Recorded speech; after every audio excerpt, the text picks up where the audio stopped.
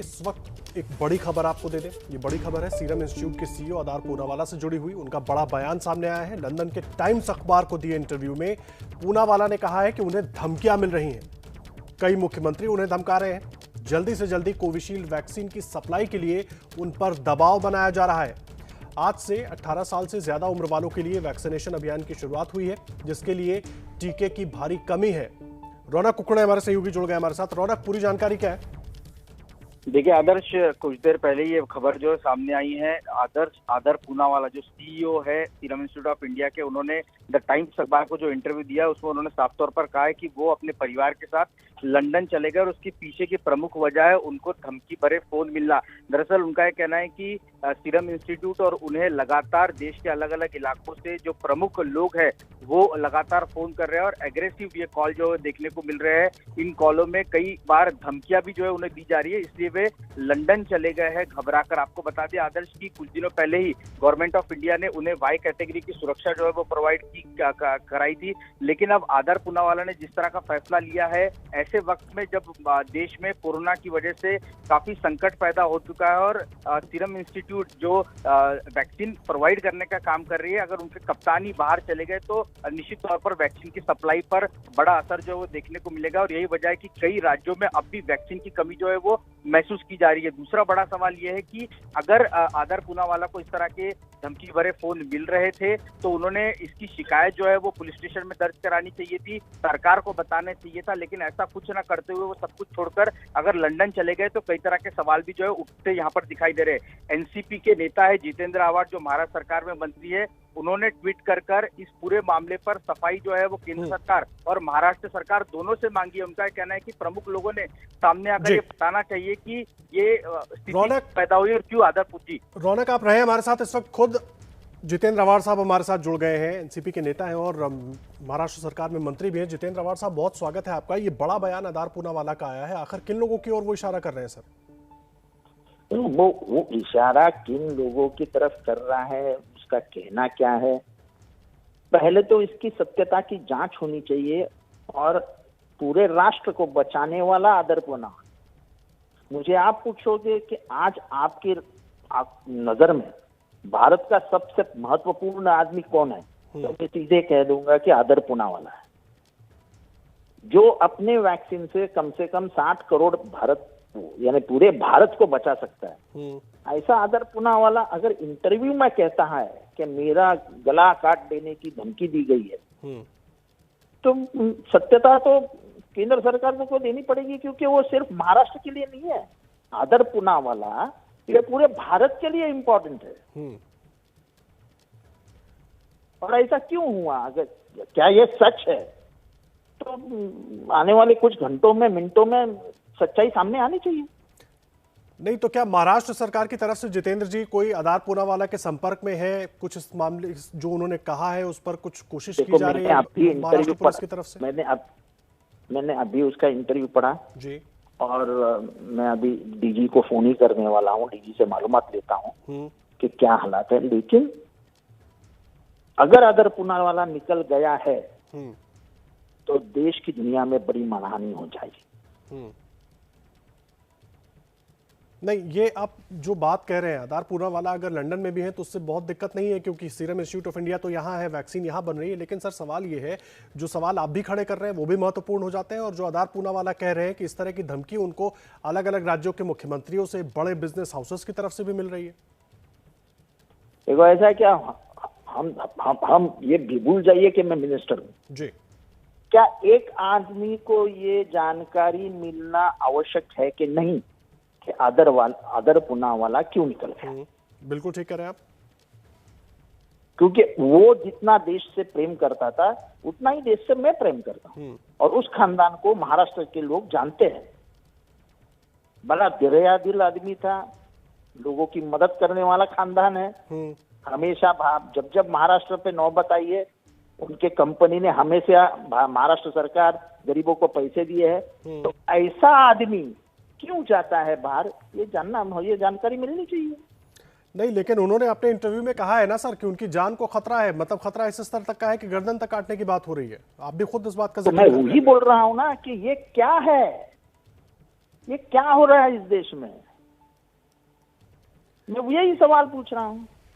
क्या इन चीजों को लेकर जितेंद्र जी महाराष्ट्र सरकार से कोई संपर्क साधने की कोशिश की बिल्कुल गई? गंभीर, महाराष्ट्र सरकार बिल्कुल गंभीरता से लेगी। हमारे मुख्यमंत्री जी बिल्कुल आदर पूनावाला से बात कर लेंगे।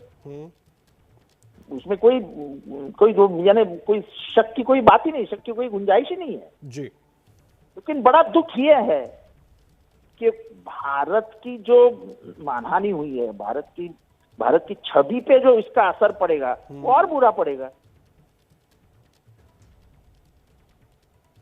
आपके इस विषय में अभी तक जी अपनी बात पूरी कीजिए सर। एस्ट्राजेनेका की वॉयल्स भी वही बनाता था, दुनिया के कई कंपनियों की वॉयल्स वही बनाता था, वही बाहर की दुनिया में वो वॉयल्स बेचता था। यानी आज के अगर माहौल में देखो तो आदर पूनावाला दुनिया का एक सबसे बड़ा आदमी बन गया था। तो हो सकता है कि जलन के कारण किसी ने उसको रोका होगा, इसमें बहुत कुछ हो सकता है, लेकिन मैं आम आदमी के तरह जानकारी लेना चाहूंगा कि ये हुआ तो क्यों हुआ। तो मुख्यमंत्री जी से आपकी इस विषय में अभी तक कोई बात हो पाई है क्या सर?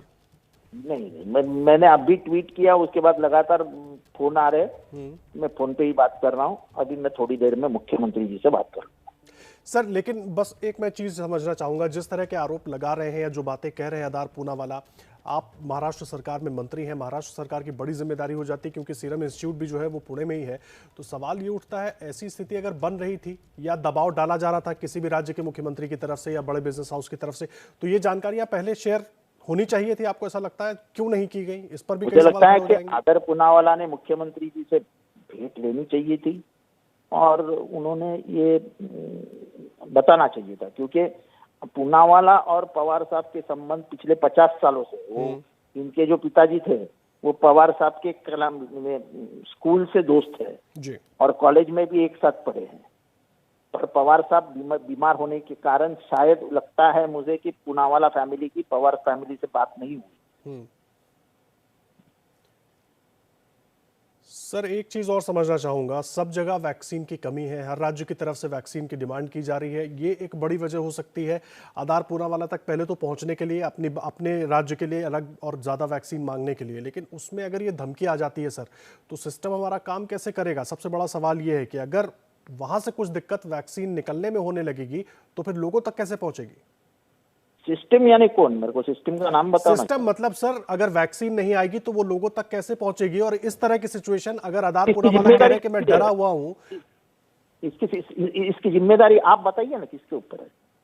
सर ये मेरे से बेहतर आप बताएंगे, इसीलिए आपसे पूछ रहा हूं सर। वो चाहे राज्य सरकार हो चाहे केंद्र सरकार हो, सबकी जिम्मेदारी है। सिस्टम के शब्द का इस्तेमाल आप किए हो, तो मैं आपसे पूछना चाहूंगा कि सिस्टम का मतलब क्या है? ये नया शब्द मैं आजकल सुन रहा हूँ, जितने भी निवेदनकार है उनके मुंह से। सिस्टम यानी क्या? सर सिस्टम आप भी बहुत अच्छे से जानते हैं, एक कामकाज की प्रणाली होती है, तरीका होता है। मैं सिर्फ ये समझना चाह रहा हूं सर आपसे, अगर नहीं आप इसको चीज को जितेंद्र जी पलट मत दो। जितेंद्र जी आप इसको गलत दिशा में लेकर जा रहे हैं। मैं चाहूंगा कि आपके दिल में जितेंद्र जी मतलब क्या होता है? जैसे आप आम आदमी की तरह समझना चाह रहे हैं कि आधार पूनावाला को अगर इस तरह की धमकी मिली तो किसने दी, क्यों दी और वैक्सीनेशन का क्या होगा, बिल्कुल वैसे ही आम आदमी की तरह मेरा भी यही सवाल है कि अगर ये सिचुएशन हुई है, क्योंकि आप लोग सरकार में है वहां पर, तो मैं सीधे तौर पर बस ये जानना चाह रहा हूं कि अगर ये स्थिति है तो वैक्सीन की सप्लाई आगे कैसे सुचारू रहेगी, उसको लेकर कोई दिक्कत ना आए, इन तमाम बातों को लेकर ये बस समझना चाह रहा हूं सर मैं। ये सिस्टम कहां से शब्द आया? जो भी जिम्मेदारी आती है वो सरकार की आती है कि सरकार सिस्टम बनाती है जी, एग्जीक्यूटिव रूल्स, ठीक है, वो कोई ब्यूरोक्रेसी सिस्टम से गवर्नमेंट नहीं चलती है। ठीक है, यहाँ पे गणतंत्र में चुनी हुई सरकार चलाती है, पॉलिसीज बनाती है और उसका अमल करना ये हमारे नौकरशाही का अधिकार है। ठीक है, तो ये सिस्टम नाम का शब्द सर एक बात और बीच में रोक रहा हूं, एक बात और समझना चाहूंगा। अपने इंटरव्यू में उन्होंने जिक्र भी किया है कि वो अपने जो सीरम इंस्टीट्यूट है उसका एक्सपेंशन करना चाहते हैं, इसके लिए वो लंदन में भी गौर कर रहे हैं या लंदन की तरफ भी इस दृष्टि से देख रहे हैं कि वहां हम कर सकते हैं कि नहीं कर सकते है कि वो दुनिया के हर जगह पे सीरम इंस्टीट्यूट खोल दे, हमारी दुआएं उसके साथ है। लेकिन वो मेरा प्यारा देश छोड़ के क्यों गया, जानकारी जानना मेरे लिए बहुत महत्वपूर्ण है। ठीक है, बहुत धन्यवाद सर हमारे साथ जुड़ने के लिए जितेंद्र जी, और पूरी बातचीत करने के लिए। जितेंद्र आव्हाड महाराष्ट्र सरकार में मंत्री तमाम सवाल खड़े कर रहे थे कि आधार पूनावाला अगर बाहर गए तो क्यों गए, और इस तरह की बात अगर वो कर रहे हैं तो उसके लिए जिम्मेदार कौन है। हालांकि उन्होंने आश्वस्त किया कि वो डीजी से भी बात करेंगे महाराष्ट्र में कि वो इस पूरे मामले की जांच करें और मुख्यमंत्री को भी इसकी पूरी जानकारी देंगे। लगातार हर अपडेट आप तक पहुंचाते रहेंगे। एबीपी न्यूज आपको रखे आगे।